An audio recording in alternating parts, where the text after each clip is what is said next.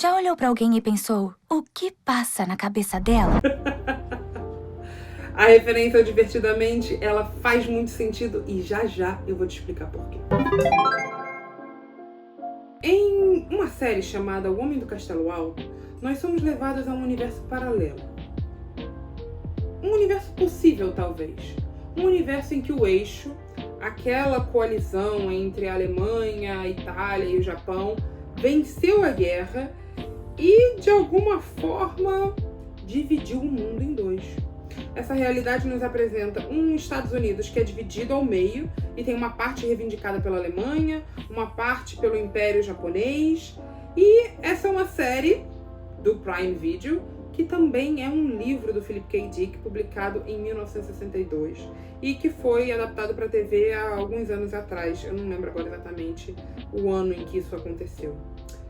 Essa história, ela nos apresenta uma versão assombrosa de um passado possível. O que teria acontecido? De alguma maneira, falar sobre essa sociedade é falar sobre a nossa sociedade, sobre versões da nossa sociedade que nos assombram ainda hoje. O regime nazifascista, ele tinha alguns pilares na sua existência. Uma delas, ou um deles, né, um desses pilares, é esse nacionalismo exacerbado. Guarda essa informação. Um outro é uma dita pureza étnica. Guarda essa informação. Na série, a gente assiste um tanto quanto impotente a força que essas dinâmicas assumem dentro dessa sociedade. É bastante assustador.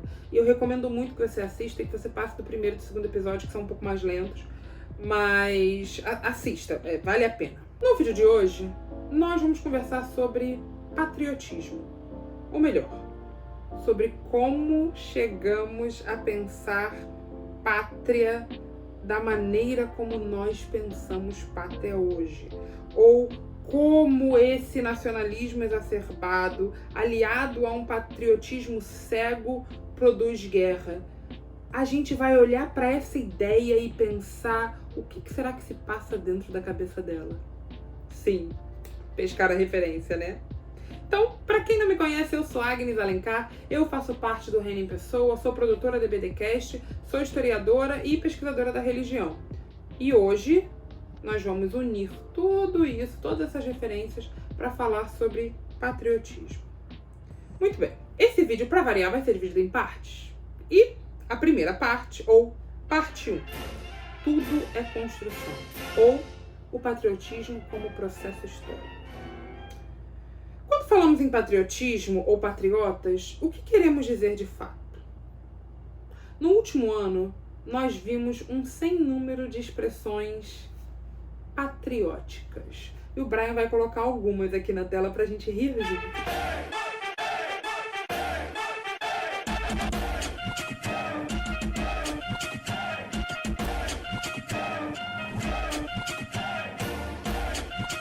Vê mesmo, vê que inferno, vê.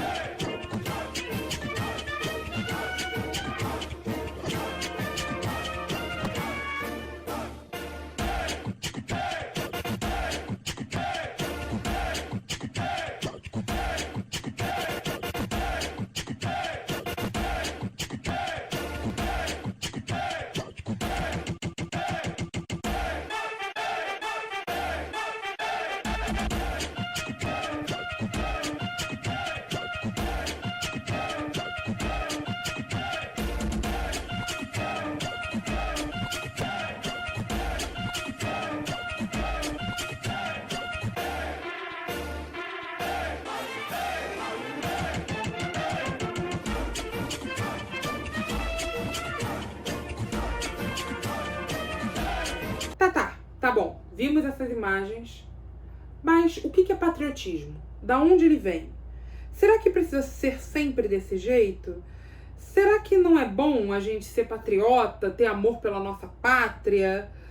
Então, Vamos para uma aula. Me coloca na sala de aula, Brian. No pequeno dicionário de termos ambíguos do debate político atual, que o link está aqui, Raquel Rodrigues nos explica que patriotismo, e eu tô citando agora, tá? Patriotismo vem da palavra grega patriotes, composta por patris, terra natal, que por sua vez vem de pater, ou seja, pai. Na Grécia e em Roma, o termo era associado à lealdade à polis ou à república, significando apelo à lei e ao bem comum. A Raquel, nesse pequeno dicionário, nos explica ainda que foi o pensador Jean-Jacques Rousseau, um pouco antes da Revolução Francesa, que foi um dos primeiros a associar a noção de patriotismo à noção de nacionalismo, com essa valorização dos traços políticos, culturais e étnico-raciais de uma nação. Ah, tá bom, mas o que isso quer dizer? O que a nação... Meu Deus, me ajuda, calma. Nós vamos precisar de alguma ajudinha dos universitários para responder essa pergunta. Ai, meu Deus, todas as minhas piadas são da década de 90. Ai, já tô eu aqui fazendo piada do Show do Milhão de novo. Ai, muito bem. Voltamos. Para essa ajuda universitária, eu vou fazer uma coisa que eu não gosto muito, quem me conhece sabe, que é chamar um homem branco para conversa. Saibam que eu sempre faço isso com muito custo, mas é um clássico, não teria como a gente não falar sobre ele. O nome desse homem branco em questão é Benedict Anderson. E o Brian colocou uma fotinho dele aqui para vocês verem esse senhorzinho. Muito bem. O livro que nós vamos usar para responder essa pergunta é um livro que se chama Comunidades Imaginadas e foi publicado aqui no Brasil pela Companhia das Letras. Então vamos comigo e com o Anderson. O nacionalismo é uma ideia que começa a surgir na Europa no século XVIII. Tá, calma, peraí. Se vocês estão aí, que nem a Nazaré, fazendo conta, para quem não sabe ou tem dificuldade de saber, como eu, porque falou em número, eu já, desconecto, dissocio, porque não sou de exatas, sou de humanas. Saber o século é só pensar o início do ano mais um, tá bom? Então, tipo, você tá 1900, aí tem 19, mais um é século 20. 1700, tem 17, mais um é século 18. Pronto. E assim, voltamos. O Anderson nos explica que existem muitos motivos para esse surgimento e consolidação de nacionalismo, que existe um arcabouço cultural que não pode ser ignorado. Que se por um lado o iluminismo ele é importante, ele vem nessa esteira de um enfraquecimento de convicções religiosas que regiam o mundo, por um outro lado ele vem responder uma questão, que é a questão do pertencimento, né? De alguma maneira, uma das angústias mais profundas da nossa experiência humana ocidental é essa angústia do pertencimento que, a despeito desse enfraquecimento da religião dentro da sociedade, essas angústias não desaparecem, elas não evaporam, elas não vão embora. Então, responder a que se pertence é uma coisa importante para esse ser humano do século XVIII, para esse momento histórico, e é algo que de alguma forma ecoa com as questões da sociedade naquele momento. Ser pertencente a uma comunidade com o enfraquecimento gradual da religião e desse lugar, cada vez mais tornava necessário encontrar outras formas de pertencer. Em alguns movimentos artísticos, a gente consegue inclusive ver a consolidação dessa ideia que vai se aprimorando nos séculos seguintes, tá? Como, por exemplo, o romantismo. Eu não gosto do romantismo, mas o romantismo é um momento importante de valorização dos traços nacionais singulares e que é nesse momento que você começa a criar uma narrativa que difere um povo do outro de forma mais contundente. Um exemplo disso é a pintura Liberdade Guiando o Povo de Delacroix, Eugène Delacroix, que reforça as cores da bandeira francesa no céu e outras características desse povo que se tornam uma propaganda política. Aconteceu coisa parecida no Brasil, com imagens como a primeira missa ou Independência ou Morte.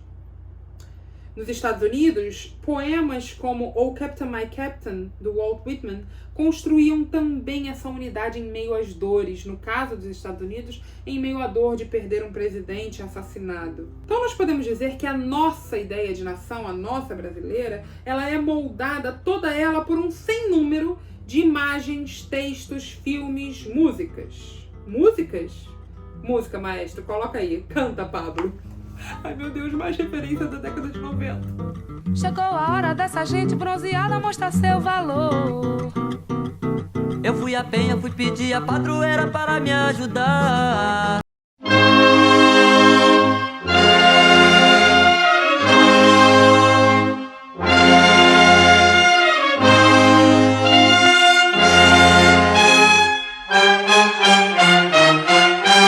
Durante o início do período republicano no Brasil, aconteceu algo que acontece de vez em quando, tá? Em vários momentos históricos. Uma disputa de projetos de nação. É nesse momento que a gente vai ver a construção de alguns dos heróis mais caros da história brasileira, como, por exemplo, Tiradentes, que não tinha face até esse momento. É nesse momento que dão uma face para Tiradentes, que, pasme, é a face de Jesus.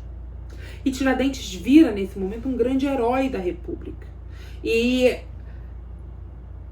é importante que vocês saibam que isso é uma invenção, é uma construção histórica, que a verdade por trás disso é muito incipiente. Não sei nem se a gente poderia dizer sobre isso. Outras referências que moldam a nossa percepção de nação, elas são externas, elas vêm de fora para nós. Porque uma parte da nossa percepção do que nos torna únicos é também a partir do encontro com aquilo que nos torna diferentes do outro. É olhando para o outro, olhando o que eu não sou, que eu vou construindo um pouco do que eu sou. Algumas das referências que a gente poderia citar é uma visita que o Brasil recebeu em 1942. Vocês sabem quem visitou o Brasil em 1942? Alguém muito importante. Ele mesmo. Sim, o Pato Donald. O Pato Donald visita o Brasil em 1942 como parte de uma construção, de uma política externa de boa vizinhança que visava uma aproximação com a América Latina. E o Walt Disney fez parte disso, inclusive criando um personagem brasileiro, que é o José Carioca, que vocês viram aí nesse pequeno vídeo que está disponível no YouTube, vocês podem ver em tudo quanto é lugar. Graphic novels, cartoons, histórias em quadrinhos, tudo isso foi crucial para difundir uma certa ideia de nação. Não é à toa que figuras como Capitão América ou Super-Homem, elas carregam em si a imagem da bandeira americana, tá? Não é à toa que existe essa construção, que inclusive algumas das nossas referências culturais brincam com elas, como o Chapolin Colorado, que brinca o tempo inteiro com o Tio Sam. O Tio Sam, o único jargão dele é time is money, que é tempo é dinheiro. Então, é o tempo inteiro essa brincadeira com essas imagens de nação, tá? A ideia que associa, por exemplo, os Estados Unidos ao conceito de liberdade é uma construção nacionalista da Segunda Guerra Mundial. Pois é. Essa noção dos Estados Unidos como essa terra da liberdade, a estátua da liberdade, são figuras que são construídas, são parte de um imaginário construído. Colocar heróis norte-americanos para lutar contra os nazistas, gente, é uma trend antiga, ainda que muitos desses ideais nazifascistas sejam também reelaborados pela cultura norte-americana. Lancei aqui essa bomba, vocês se virem com ela. Se virem com ela. Lancei, fui embora. Um dia eu volto e falo sobre isso. Esses exemplos nos ajudam a entender que a ideia de nação se constrói. Se constrói historicamente, intelectualmente, materialmente. Tudo isso foi muito usado no período nazista na Alemanha, tá? Que faz uso de um ressentimento profundo, de um desejo de mudança e que usa toda uma máquina de propaganda para construir a imagem de uma nação ideal, de uma raça superior às outras. Quando eu mencionei a série no início desse vídeo, foi justamente para dar uma materialidade de que existem narrativas do que poderia ter acontecido e de como essas narrativas sobre nação podem se exacerbar a esse ponto. Então o que a gente viu até aqui é que a nação, ela não é algo dado, é algo construído. Mas como nós somos cristãos brasileiros, nós temos que adicionar mais uma camada aqui. E é por isso que nós vamos para a parte 2 desse vídeo. Parte 2. Muitos são chamados ou a ideia de eleição. Quando eu era criança e adolescente, a minha igreja costumava cantar um hino na campanha de missões que eu vou ler a letra para vocês. Que diz assim: salve Deus a minha pátria varonil. Salve Deus a minha pátria, essa terra do Brasil. Quero, pois, com alegria, ver feliz a mãe gentil, por vencer o evangelho nessa terra do Brasil. Brava gente brasileira, longe vá, temor servil, ou ficar a pátria salva, ou morrer pelo Brasil. Eu não canso de repetir aqui que a Bíblia é um livro de memória que nos conta uma versão possível da história do relacionamento de um povo com o seu Deus.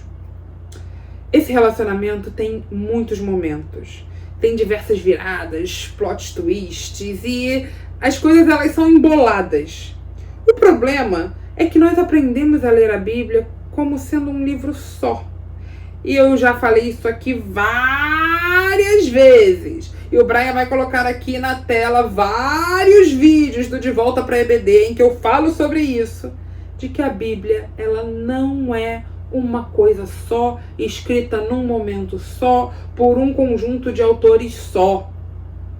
O que não aprendemos sobre a Bíblia é tão importante, ou mais importante até, do que nós aprendemos. E eu dou o alerta de gatilho de crise a partir daqui, tá? Crise de fé, crise com Deus, crise. E eu reforço que todos os comentários são bem-vindos e vocês estão convidados a discordar de mim de forma respeitosa. Eu tenho o costume de responder os comentários todos, alguns inclusive eu respondo com vídeo, mas discordem de mim com amor e respeito, tá? Do mesmo jeito que você gostaria que discordassem de você. Escândalos! Primeira coisa a ser dita é que a história nunca é linear. Isso vale para a história de Israel, ainda que a gente tenha aprendido a ler o texto bíblico como uma linha singular, progressiva, tá? Como se fosse sequencial, um evento após o outro. A segunda coisa a ser dita é que o texto bíblico não tem e não precisa ter nenhum compromisso com a verdade histórica. A verdade histórica, assim como a verdade científica, tem critérios. Critérios são critérios! Ai, gente, essa referência é da primeira eleição. Oh, meu Deus do céu! Oh. Critérios são critérios. Verdade científica e verdade histórica tem critérios para acontecer. Não é simplesmente assim, não, eu acho. História não é achismo. História é ciência, tá? E existe método. Não existe ciência sem método. O mesmo vale para a história.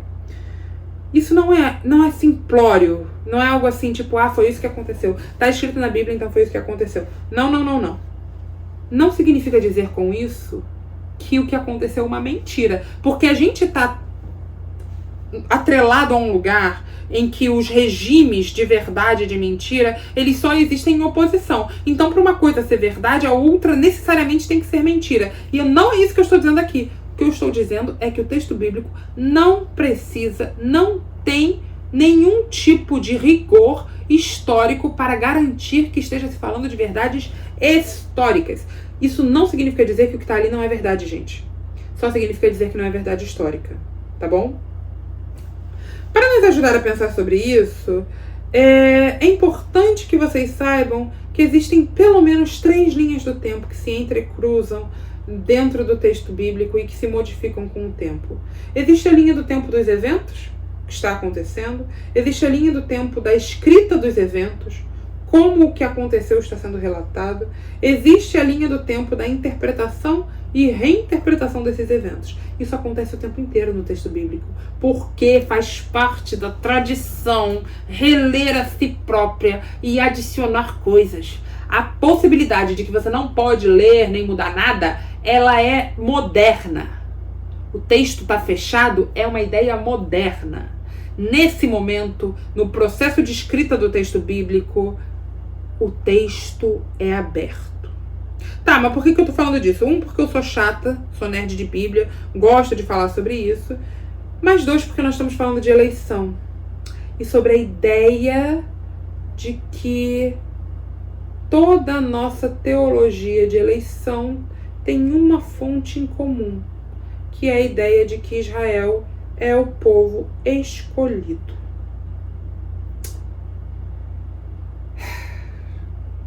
Vou até respirar fundo para dizer isso para vocês. A ideia de que o povo de Israel é o povo escolhido de Deus é também ela uma construção histórica. Eu avisei lá em cima do aviso do alerta de gatilho de crise, tá? Então, bear with me. Sim. A ideia, a noção de que Israel é o povo escolhido é uma noção construída num determinado período histórico de construção das narrativas nacionais, muito parecido com o nosso período histórico de construção das nossas narrativas nacionais, em que você cria grandes heróis da República, grandes heróis da democracia, em que você cria grandes imagens, grandes quadros comissionados para falar. Também o povo de Israel passa por um período de revisionismo da sua história e construção de uma história comum, e é nesse momento que se cria a narrativa de que Israel é o povo escolhido de Deus. Por que isso é importante para nós? Porque toda a maneira como nós aprendemos a pensar patriotismo e nação como cristãos vem da maneira como nós aprendemos a ler Israel como povo escolhido de Deus. O que eu quero dizer com isso?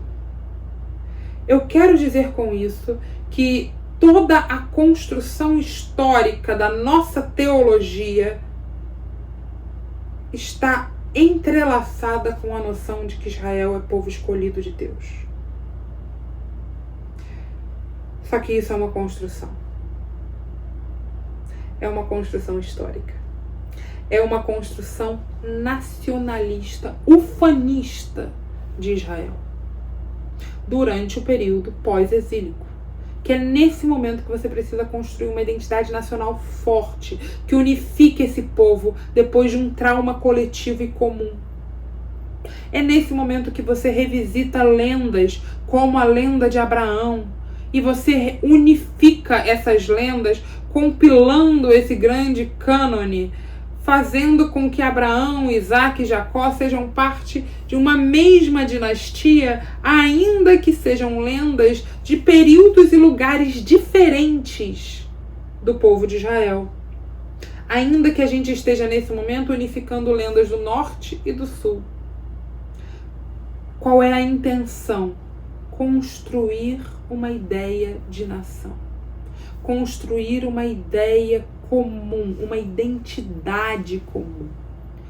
Agora, como cristãos, toda a nossa teologia perpassa a ideia de que Israel é povo escolhido, é o povo da aliança, da primeira aliança de Deus com o seu povo. E o povo cristão, a partir do momento em que aceita Jesus é o representante de uma nova aliança, uma nova eleição.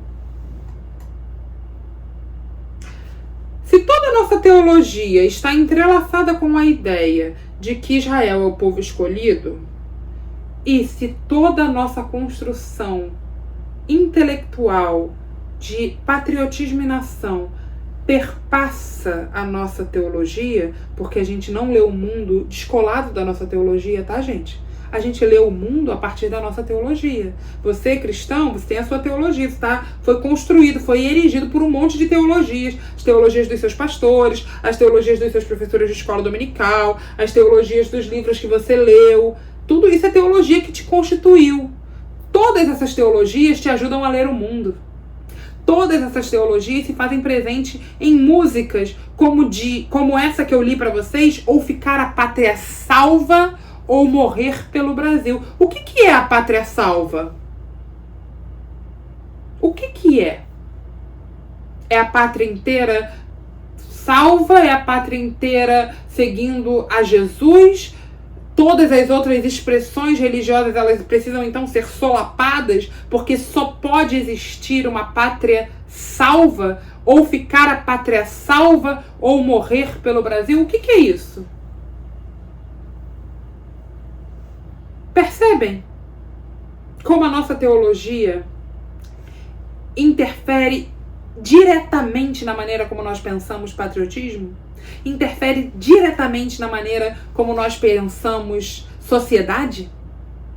Se eu olho para essa música, se eu canto essa música numa campanha de missões, eu estou, de alguma forma, construindo uma ideia de uma pátria essa com a qual a gente sonha, que é uma pátria salva. Mas o que é uma pátria salva, de acordo com essa teologia aqui? É uma pátria em que todo mundo é cristão. Todas as outras possibilidades não cabem aqui.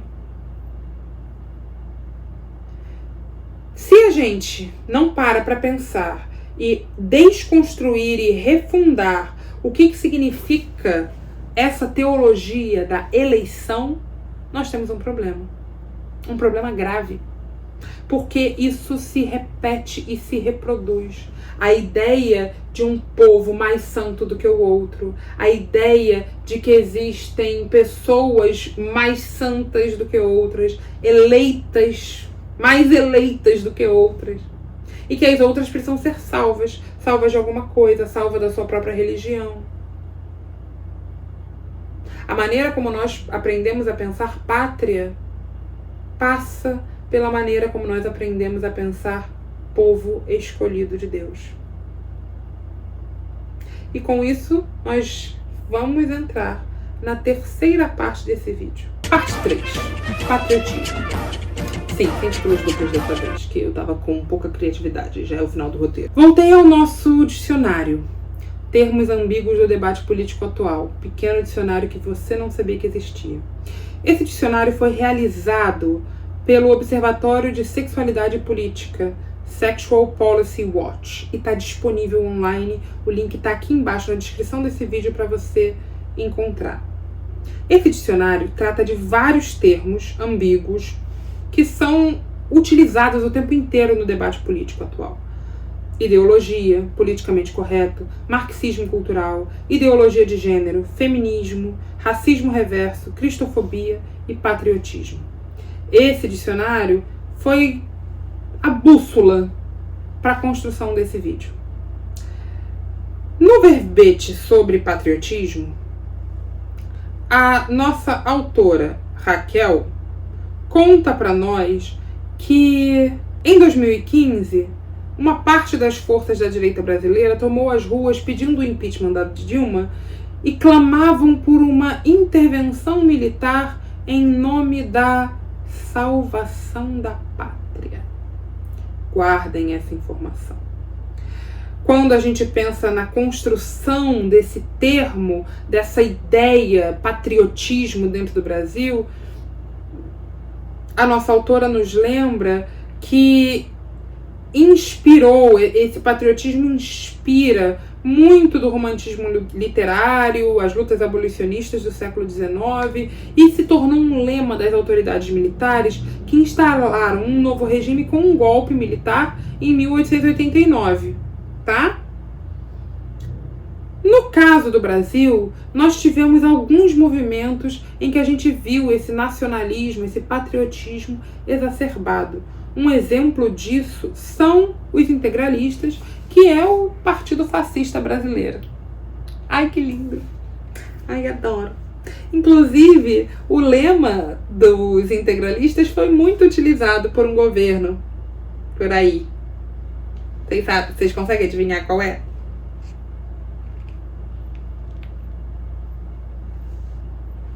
Não? Oh, Deus! Vocês não sabem? Deus, pátria e família. Ai, que lindo! Nossa, lindo! E os integralistas fascistas brasileiros. Aí o que eles defendem? Deus, pátria e família. Meu Deus! Quem usou esse lema recentemente? Quando a gente pensa nesse lugar do patriotismo no presente e a maneira como ele tem sido acionado, sobretudo por grupos cristãos, nós percebemos que existe um conflito. Parte desse conflito se dá por as pessoas não entenderem de onde vem esse termo. Outra parte se dá porque, como cristãos, nós não somos ensinados a pensar sobre as teologias que nos formaram. Quando eu construo um vídeo de vai dar quase 40 minutos de vídeo, eu espero que dê menos, que o Brian vai editar, vai ficar só 35, em nome de Jesus. Quando eu construo um vídeo de quase 40 minutos para mostrar para vocês, que nação, a ideia de nação é uma construção histórica. 2, como cristãos, toda a nossa ideia de pátria, ela passa também por uma ideia de eleição que vem da maneira como nós aprendemos a ler a história de Israel. A ideia de que existem povos escolhidos. E nós somos os herdeiros, porque nós somos cristãos, representantes da nova aliança, então nós somos agora o povo escolhido. E o que o povo escolhido de Deus fazia naquele momento?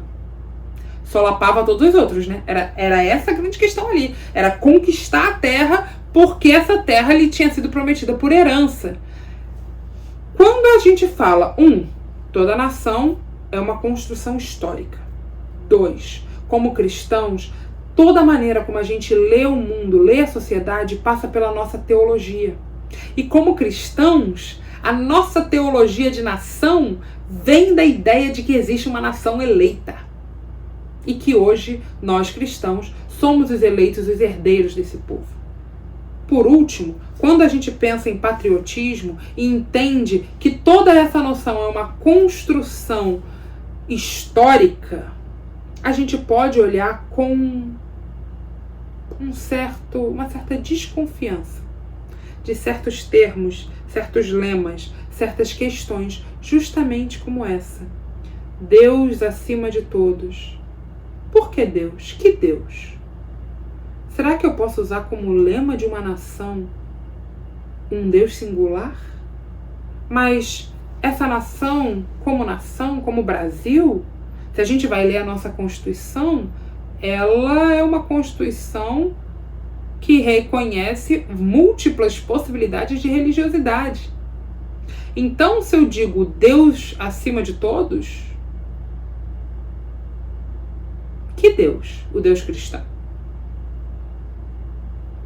Quando eu digo Deus acima de todos, qual é a ideia de nação que eu estou acionando?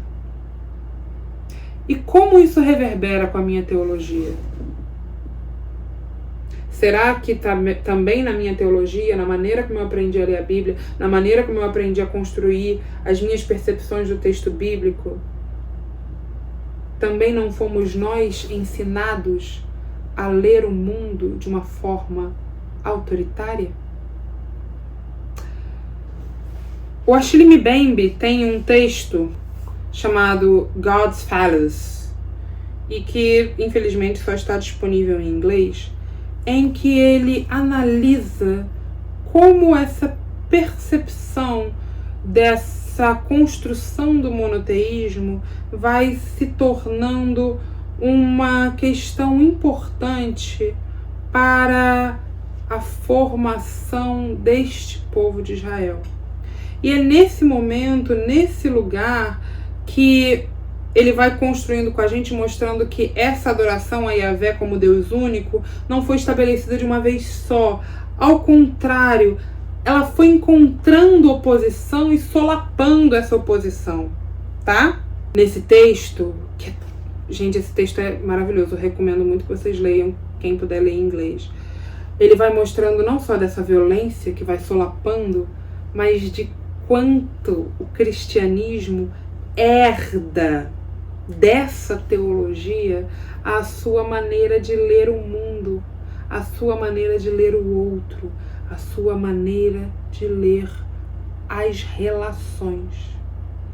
E é nesse lugar que o cristianismo vai se fundando como esse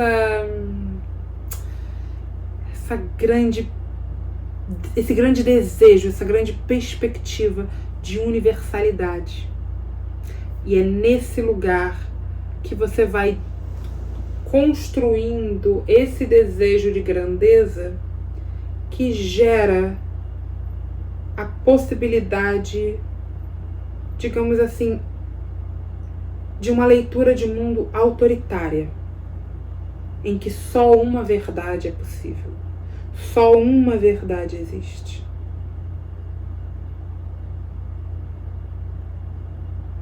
Como é que isso influencia a nossa maneira de pensar a pátria?